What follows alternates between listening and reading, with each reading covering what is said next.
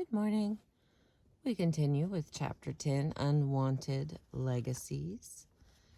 And I think we stopped right before Hugh's story. Let's see what I got here. One particular form psychic numbing takes is substance abuse, when an individual is unable to dull the pain of loss simply by forgetting, compulsive activity, or emotional distancing. He or she finds that the oblivion is brought on only by alcohol or other drugs. Hugh's story.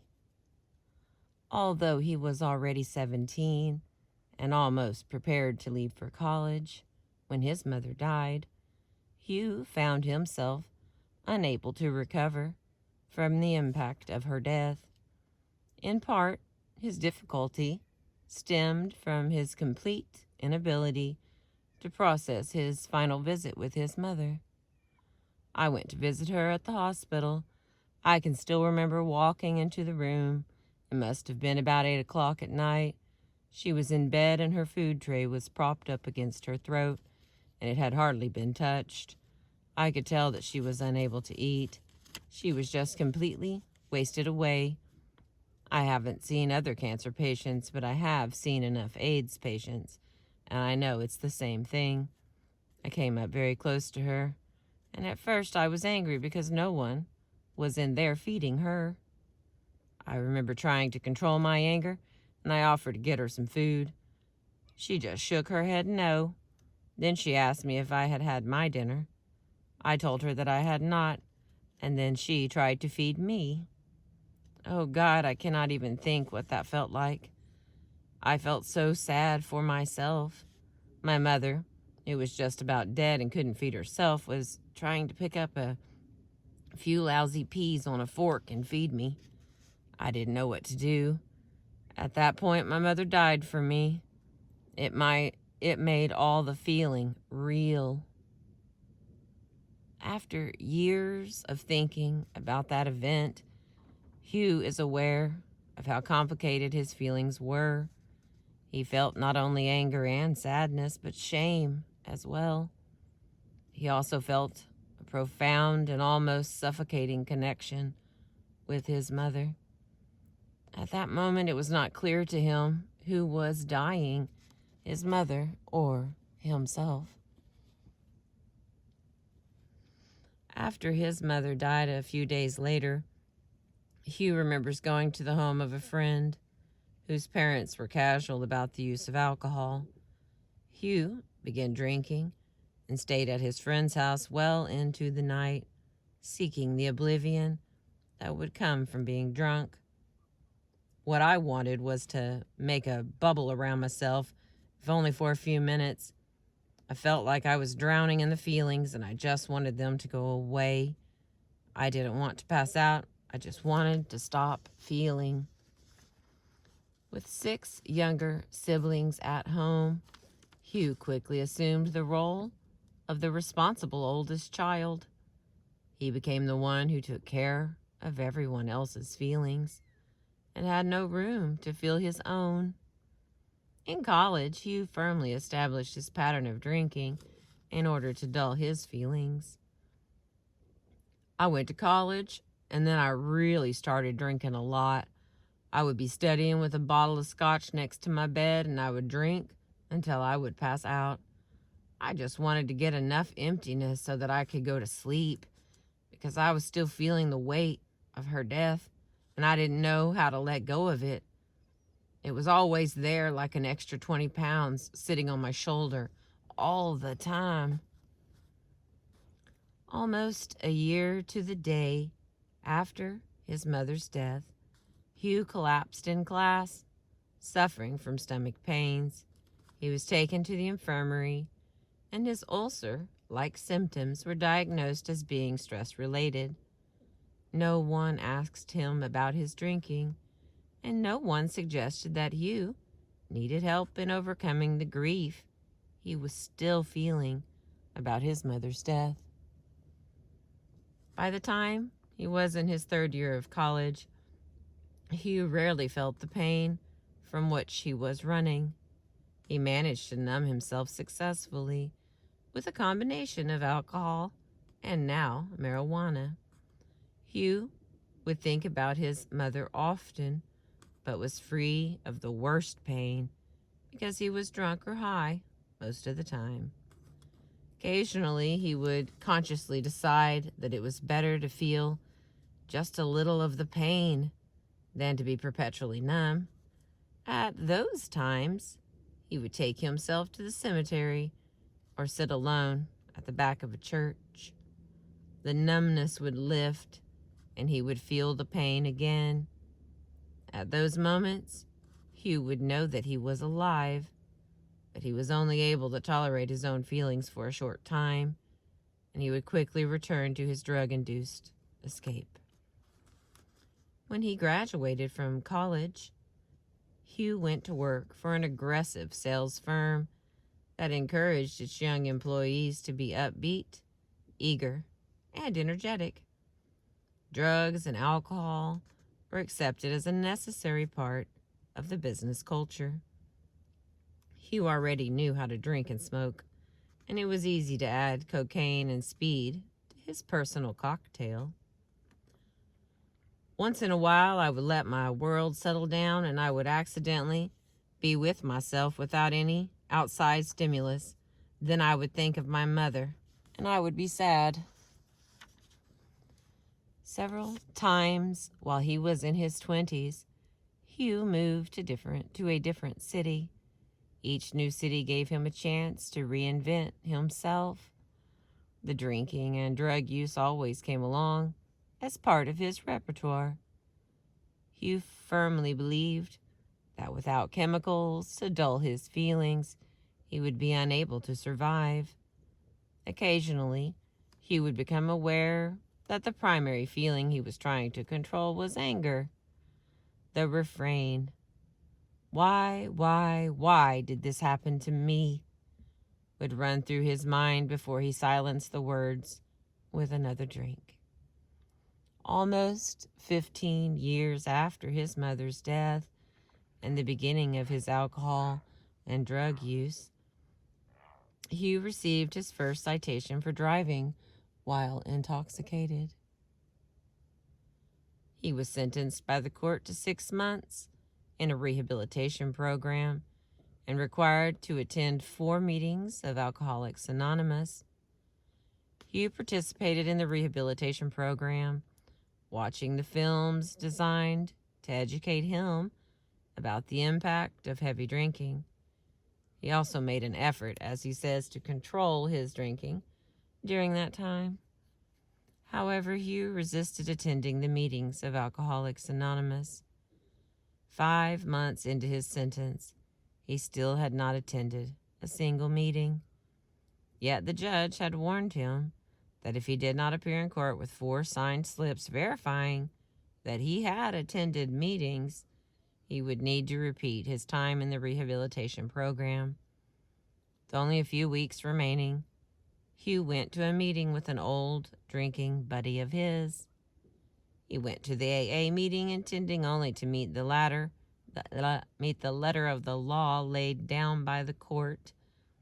As he listened to the speakers, other recovering alcoholics, many of them spoke of experiences and feelings he shared. He was both moved and comforted by what he heard.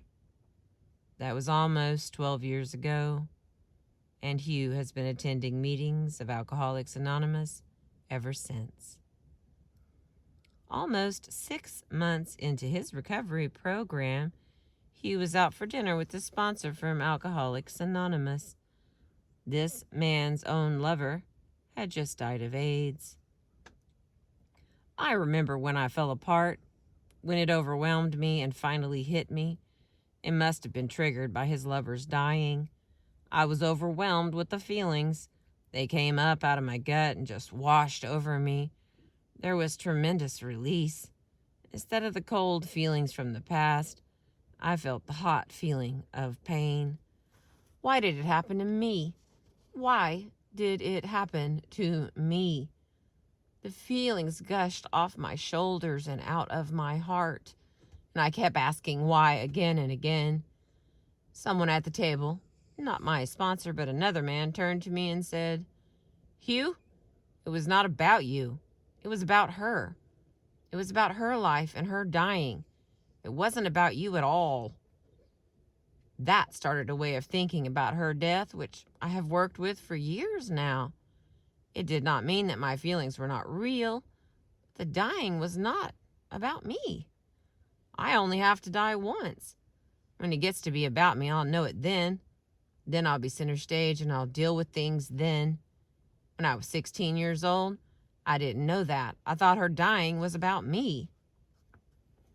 Hugh's beginning sobriety and the wisdom of the man at his dinner table allowed him to begin to separate his image of himself from the memory of his dying mother. The confusion that had formed in Hugh's mind in the hospital room many, many years ago began to clear. Hugh could now mourn for his mother and separate himself from her. He did not need to mourn for himself. He had not yet died. Here comes the sun. In the course of his recovery and in witnessing the deaths of several friends over the last 10 years, Hugh has come to gain a new understanding of the role one plays in the death of another. You can bring your love and you can serve as a witness. If you can't bring those things to someone's deathbed, then you have no business being in the room, because otherwise it becomes about you and your fear. Hugh was unable to be present for his mother when she was dying. He then hid from his overwhelming feelings in a fog of alcohol oblivion. Through a slow process of recovery, Hugh has not only shed his addiction, but also gained a wisdom and calm about the process of dying. Chemical dependence and substance addictions are such obviously self-destructive means for achieving relief from psychic pain that one must always wonder if the severely addicted individual is not also suicidal, consciously or otherwise. For Vincent, his almost 30-year addiction to drugs was mingled with a conscious flirtation with death. After his mother's death, when he was 8 years old, Vincent often fantasized about reunion with his perfect mother. Death seemed to be one easy way to join, at last, the mother he so desperately missed. Vincent was convinced that his life would have been different if his mother had lived, and he often felt angry when he visited friends in the neighborhood who seemed to have the ideal two-parent family out of which he had been cheated. An unfulfilled longing took root in Vincent's psyche and became one of the primary dynamics in his many-year addiction. The world and its rules had cheated Vincent of a mother, and as a result he resolved that he would pay no allegiance to the rules that men made for other men. As early as junior high school, Vincent began flaunting authority whenever he came up against it. Initially, his rebellion took the form of truancy from school. He would frequently think to himself, "No one cares for me, and consequently, no one has a right to control me or tell me what to do." As he grew into adolescence, Vincent had a series of minor run-ins with the law. Each time, however, he was let off with a stern reprimand. He would often think to himself, "Thanks, Mom," and he was convinced that the watchful eye of his mother was guarding him from more serious harm.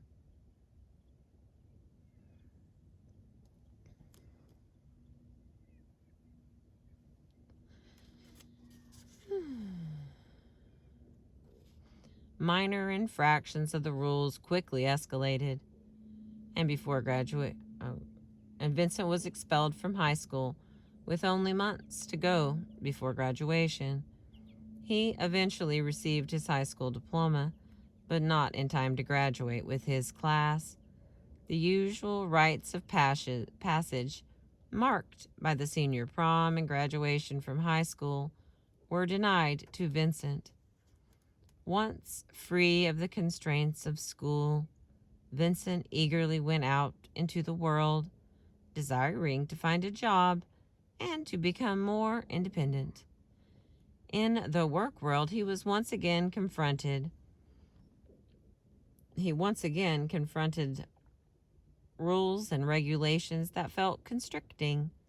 He would push the limit in terms of attendance at work, frequently coming in late, but not late enough so that he would be fired. He would drive fast, often drinking while he was driving, and would think to himself, "What is the limit here? Let me see how far I can push it." Vincent lost his first job for drinking on the job site. He recalls now that he had an angry man inside himself whom he carried around with him wherever he went.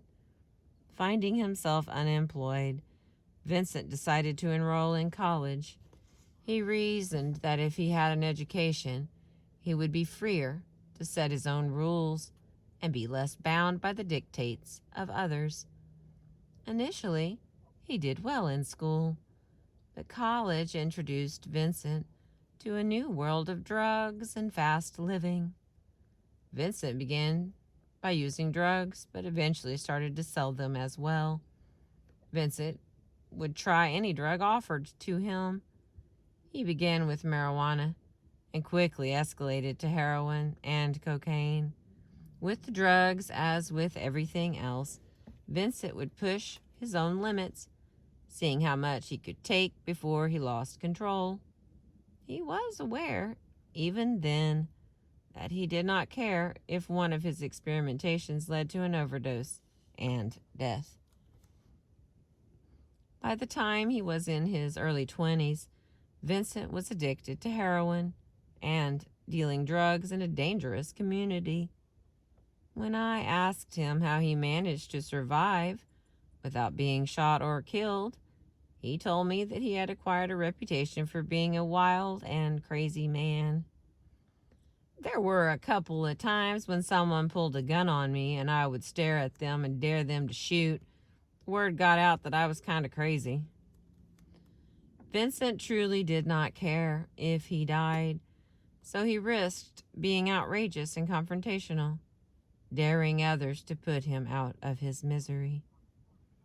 Through his mid-20s, Vincent continued his drug use and his flirtations with death. He also managed to marry a woman who reminded him very much of his mother. For a while, Vincent felt safe and somewhat calmed by his new relationship. Yet he was unable to control his addiction. After several years of their arguing about his drug use and after he was arrested for the possession of heroin, Vincent's wife asked him to leave. Once rejected by his surrogate mother, Vincent quickly self-destructed. Within 2 weeks, he had committed 2 robberies and was arrested and sentenced to 3 years in jail. While in prison, Vincent spent his time reading, studying, and recriminating himself. How could he have been so stupid? How could he have allowed his life to get so out of control? Vincent was not out of jail more than 6 weeks, however, when he was using drugs again. Once again, he was arrested, and this time he returned to jail for another 5 years. Released for a second time, Vincent attempted to find a job and to put the pieces of his life back together. But escape through drugs and alcohol was now such a well-worn path for Vincent that he felt unable to resist. Several lost jobs and an eviction from his apartment led to eventual homelessness. Vincent found himself living on the streets, scrounging for food and drugs. One night, when he was sleeping at a shelter for homeless men, Vincent heard an announcement over the public address system for a Narcotics Anonymous meeting that was being held in the recreation room downstairs. "I need to go. I need to go," kept running through his head. 2 days later, Vincent attended his first Narcotics Anonymous meeting, and he has been attending regularly ever since. At his first meeting, Vincent recalls breaking down and crying. "I tried not to be vulnerable to my feelings for such a long time." Vincent recalls crying again on the 1-year anniversary of his sobriety, when his own son talked about what it had been like to have Vincent for a father. It has now been 7 years since Vincent attended his first meeting. He has returned to college and now works as an addiction counselor. He said at first, somewhat tentatively, "I think I enjoy my life. No, I do enjoy my life." Vincent believes deeply that he was spared by the grace of God so that he might help others to recover from the addiction that nearly killed him. For both Hugh and Vincent, years of addiction and psychic numbing were followed by an almost miraculous conversion experience, and then a long, slow road of recovery. Certainly, there are others, not interviewed for this book, who never found the path back. Those individuals are permanent casualties of the unwanted legacy of early loss. Okay, we are on page 256 from the book The Loss That Is Forever, The Lifelong Impact of the Early Death of a Mother or Father by Maxine Harris, PhD. Our next section will be depression and anxiety. Thank you for catching the sunrise with me. I appreciate you.